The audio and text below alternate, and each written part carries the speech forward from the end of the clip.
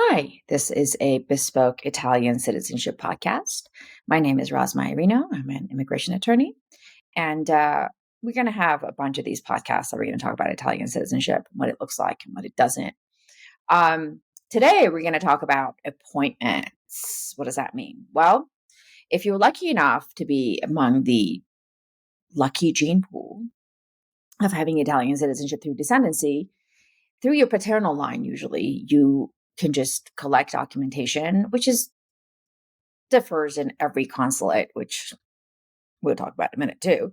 But usually the documentation is birth certificate, death certificate, marriage certificate of your ancestors that are in the paternal line. And you go to a consulate of your jurisdiction. The consulate of your jurisdiction differs of where you live. So if you live in Minnesota or Colorado, or your embassy is actually Chicago. So if you go to our website, there's a blog all about sort of where you have to apply and what jurisdiction is what. But the way it works is that your residency determines your location of consulate, Italian US consulate, of where you can apply. So let's say you figured it out, and whatever your embassy is, and you have your documentation at hand. And all you have to do is go to the consulate and hand it over and wait for them to review it and give you a call back and say, "Oh my God, you are Italian." Except none of these consulates have appointments. And I got to tell you, it is not you. It is definitely not you. Consulates, a website freeze, they crash. They actually do everything except provide an appointment. Now, there's some people that are lucky and they got appointments. And some of the tricks or advices to securing an appointment is Rome releases appointments at midnight Rome time. So make sure you sort of figure out what that is in your time. Having a fast internet, having multiple laptops open. But the only one that I've heard that actually leads to appointments is Americans tend to be able to get appointments on like Easter and 4th of July and Thanksgiving, which are holidays that, other people are not banging away on their computers, allowing you to get an appointment. So outside of that, I don't really know. I think it's just luck.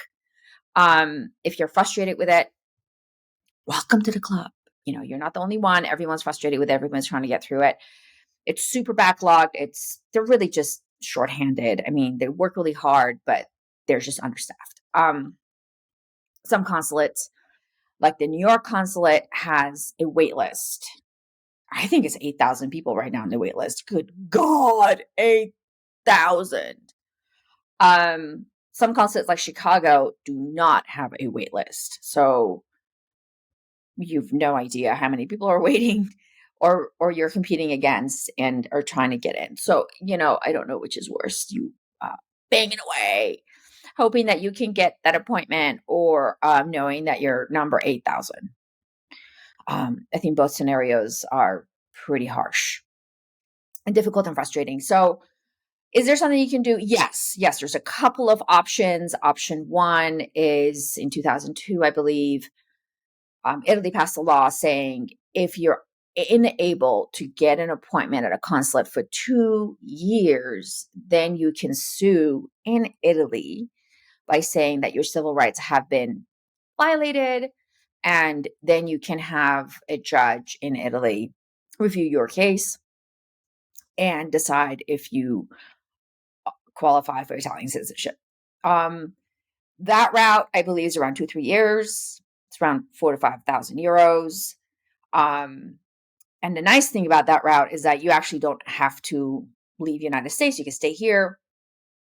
The downfall is there's just like they made a decision. The Supreme Court of Italy made a decision in one of these cases, summer of 2023. And they kind of decided that if you have a minor ancestor at the time of naturalization, you don't qualify, which was a rule before 1912, but that interpretation is kind of a one-off. And we don't know how that's going to look. We're still looking to see if other judges will follow it. The Supreme Court of Italy is not like the United States Supreme Court where it's a precedent. The Italian jurisdiction is totally different, where that's just one of their decisions, and the lowercase judges will decide if they want to use it or not. It is up to their discretion. But now there is an arsenal in their little bag that they can use to deny you if they choose. The Supreme Court of Italy's 1912 case analysis is on our website if you care to read about it, or maybe you'll fall asleep reading about it. I have no idea. Maybe you don't care, but it's there. Kind of legal heavy, I apologize. But, if you want to understand it in depth, please check us out on our website.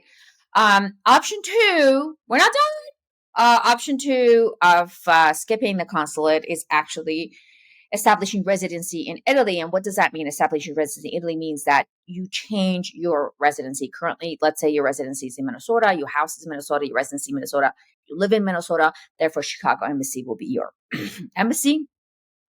And what you have to do is you have to change that residency to Italy. And you do that by scoring a long-term rental in Italy. And you not only have to get a long-term, not Airbnb, not a vacation rental. Nobody can establish residency with a holiday rental, actually anywhere in the world, not just Italy. Like, you can't just go get an Airbnb and be like, oh, I'm a resident here now. No, you're just a vacationer. So you need to go and get an Airbnb, delete that. You need to go and get a long-term rental. That's not a holiday rental. And you physically have to fly to Italy. Italy has this bizarre thing where the police have to come and check you physically in your apartment or your house or wherever you're staying to make sure you're there. And only after they come and check you, you can establish residency. When you establish residency, there is no appointment for the clerk needed. You just walk in and hand the clerk your paperwork. That process for the clerk is only 3 months, 6 months, depending on where you go. So those are kind of the two options. The option of going to Italy can get a little complicated because it depends where you go, and you can't go to a big town because places like Rome, they're super slow and you can't get through it fast. So you have to go to a smaller town, but not all the small towns know about the JS laws and going through it. So it gets complicated to find out where you should go in Italy, and 2, getting that long-term rental. We have a lot of blogs, a lot of solutions on our website that you can read about. But, we can also talk about a lot more how we solve these problems on our next podcast. So stay tuned, come check us out, and we'll try to get you to Italy and get you that citizenship.